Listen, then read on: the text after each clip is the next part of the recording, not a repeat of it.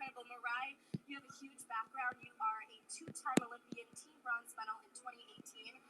Really impressive stats here. Paulina, you were a 2014 Olympic team member. So we have two impressive figure skaters basically standing next to me throughout the evening, and I think that it's going to be fantastic.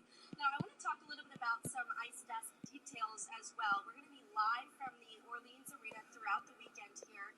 So with coverage, you're going to be able to follow us throughout Facebook and YouTube as well over the next couple of days here. Now, if you're watching at home, you can check out the virtual fan experience. That's going to be at usfigureskatingfanzone.com if you are interested in that. Now, hello, I'm hearing right now that we are up in the arena. Guys, say hello to the people that are in the audience right now. Hi, Mom and Dad. Hey, guys. They're not yet. That was my kiss and cry moment. I haven't had that in a while. How does it feel to be up with the fans watching you up on the big screen right now? Does it feel good? I mean, yeah, I'm happy to be back on the Jumbotron after so long. I think it's always exciting to talk about something that we're both passionate about, and like figure skating still gets me out of bed, and so I'm here for it. Now, let's talk a little bit about Olympic season. This is a big year coming up. We're just a few months away from Beijing, which is going to be incredible for a lot of the skaters. Paulina, I want to ask you a specific question here. How is preparing for an Olympic season different than in other seasons that skaters are going to typically go through? Well, you know, in an Olympic season, you really want to show consistency and that you are a reliable skater, both for your federation, so they pick you, to join the Olympic team mid-season, but also so you really start building up to peak at the Olympics, Worlds, Nationals. So this season, everybody needs to feel really secure, be confident in what they can show, and just go out there and nail it. And Mariah, I want to ask you a little bit about the pressure and expectations of working towards team selection, something that you're familiar with. It's a little bit of Hunger Games and Cinderella stories all coming together. If I had my way, we would all have glass slippers and we would all walk on to the Olympic team, but there are only 3 slippers per discipline, so we're all fighting for it. I act as if I'm still competing, but I'm not, but I relate to it so much, and so I think that we're all rooting for everyone, and I think that I hope that everyone feels that, because it can be a heavy weight to feel like you want to meet everyone's expectations. Now, one note that I think is important for viewers at home to know is that each country has different qualifying criteria for choosing their Olympic team.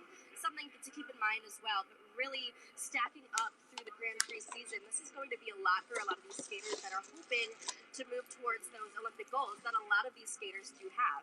Now, I want to also talk about Skate America kicking off the Grand Prix season. It's exciting. We're here in Las Vegas. The energy is real, and I think it's really incredible. Now, this is the first of 6 international events that is going to be happening. Top finishers qualify for the final, which is going to be in December. You can see all of the information here on the screen. This is on Facebook Live. Competitions are going to be taking place from Canada to Italy, U.S. Japan, figure skating. France, and then it's going to end in Osaka, Japan. That's going to be towards the beginning of December.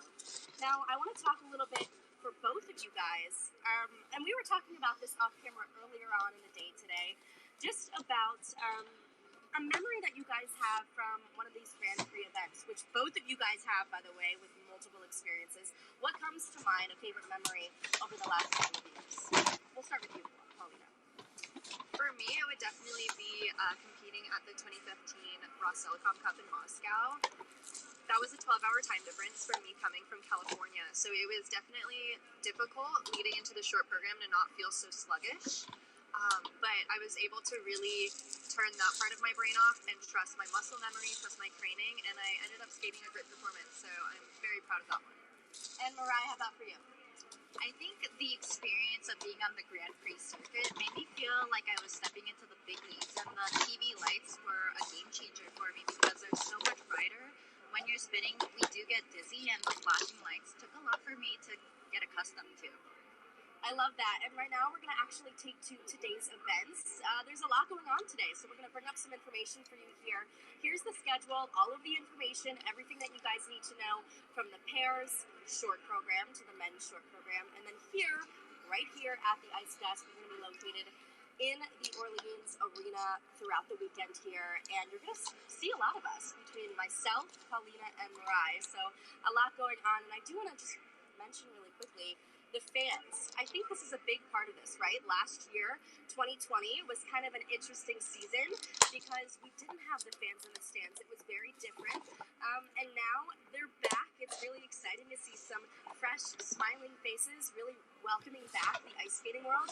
How does it feel for you guys knowing that they're finally back and able to cheer on these ice skaters?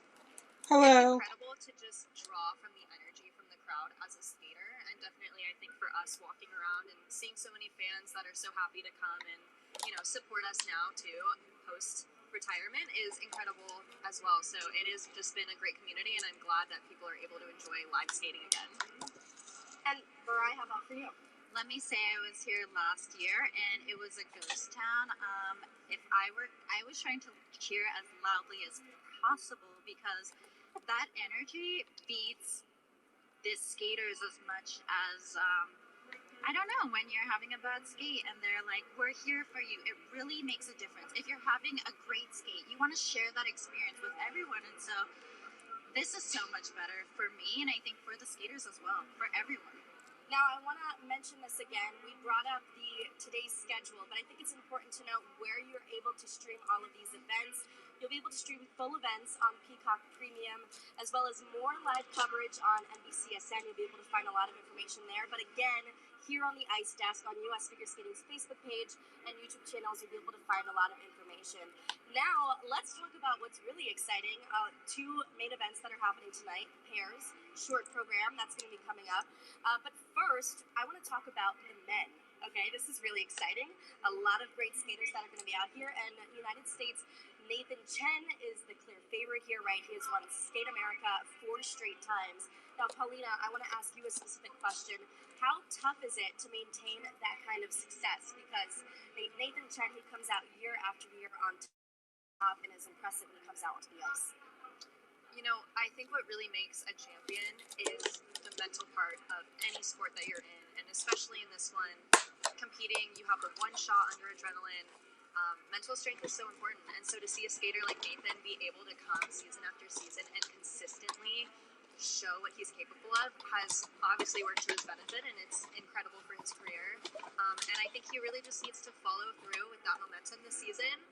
There's probably a lot of pressure on himself to continue and go for that Olympic medal this season. So really just trusting in himself and staying calm, I think. Now, Nathan is bringing back his Nemesis short program music, which we've seen in the past. Now, I want to toss to you an interview that Mirai did with him yesterday, so let's take to that now to listen in. I really loved that program, and I was just always a little upset that I never got the chance to perform it to the way that I wanted to, and obviously who knows what's going to happen this season, but I just want to give myself another opportunity to do that. But at the same time, I never really enjoy going back to the same program, so I'm glad that Shaylin kind of had a new twist on the first half, so something that just is a little more fresh for me to perform and train every single day, as well as for me to just, of course, compete. And yeah, I'm really excited for that short program. Now, Mirai, when you hear that interview and doing that interview with Nathan yesterday, initial thoughts, what was your reaction to that? For me, I was a little bit close-minded in the fact that I always thought Olympic season is like a season to step into, try to fill big shoes. And I love that Nathan is taking a program that is iconic for him. And I mean, listening to him, I'm like, you didn't think you skated that to the best of your ability. I love that program, and I thought it was good. So if you think you can do it better, I'm along to see the performance. We're all ears, right? Now, last man to win here on the side, Nathan, was Shoma Uno from Japan, and he's here this weekend. Sorry. I'm very excited for the men's Hello. here tonight. And his countrymate, Shun Sato, had a hard fall in practice yesterday. We're going to take you some of that video now. Yeah, I saw that. And we heard that last night he did have an MRI, which could have a possible impact today. But as far as we're aware, he's getting out onto the ice. He's going to perform to the best of his ability. I would love to hear from both of you guys your reactions to this and how impressive it is to have an incident like that and to be able to get back up and still be able to compete. I think most importantly, trusting your training, and obviously if there is a significant injury, listening to your body is so important. But if he does think that he can continue and compete here, then trying to push that incident out of his mind and continue on as planned is really important to keep that mental strength strong. How about for you, Mariah? I think that no judgment is really crucial here. Shun has to make that decision himself, and it seems like he's here to fight. And, you know, at the end of the day, we're here for some good skating, so I hope that the Americans will be supportive of all the skaters. Now, with the men's, we have a big selection in terms of the pairs that are also going to be taking to the ice. Lots of big things happening here. We also want to talk about a little bit about the starting order for the short program as well. I believe that we have some information that we can bring up to talk a little bit about that. And here is the first group for the pairs short program. You can see a little bit of everyone from Chelsea Liu to Danny O'Shea. That is a new partnering couple here this season in particular. So it'll be interesting to see how they're able to perform in tonight's short program.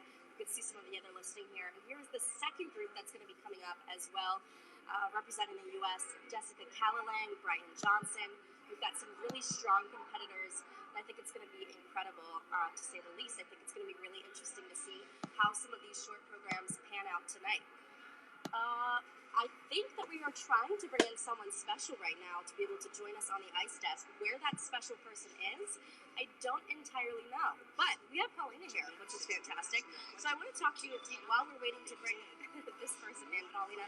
Let's just talk a little bit more about Skate America. What are you expecting over the next couple of days as we wait? I mean, you must be excited to not be out on the ice anymore, but to actually be sitting down with us and just being able to enjoy some figure skating, right? Yes, I mean, I was actually just chatting with Mariah about this before we went on, but it has been so refreshing to be at a big event like this and not have the stress of competing anymore, and for me to be able to watch all the skaters and really put my knowledge to the test with this analyst position has been so exciting and really fun, and I love skating and I love watching it. So I'm personally very excited to see how everyone does. It is an Olympic season, and I think everybody is going to be, fighting now. This is the first start of the season. This is the first taste of what we're going to get throughout the rest of it, and everybody is trying to land on top. Now, is there any group in particular that you're most excited to see, whether that's to see your ladies, men's, or is it a little mix of everything? And it must be exciting for you to see the pairs in the ice stands as well, something that you aren't as familiar with, but just as exciting to see out on the ice. Yeah. Obviously, being a lady skater, I'm a little partial to the ladies, but I am really excited to watch all of the field. The coverage is starting Awesome watching everybody in practice. on NBC Sportsnet and Peacock. So sparkly and beautiful. That's the component I definitely miss it being on the ice. So I love that. amazing. Yeah. Yes. Fantastic. And you know what? Okay, so we were going to bring in someone that's okay. It's just we're going to end the show with us. Best figure skaters embark on an Olympic season, and there is perhaps no one more ready to get underway than this man. Three-time world champ Nathan Chen starts his season tonight.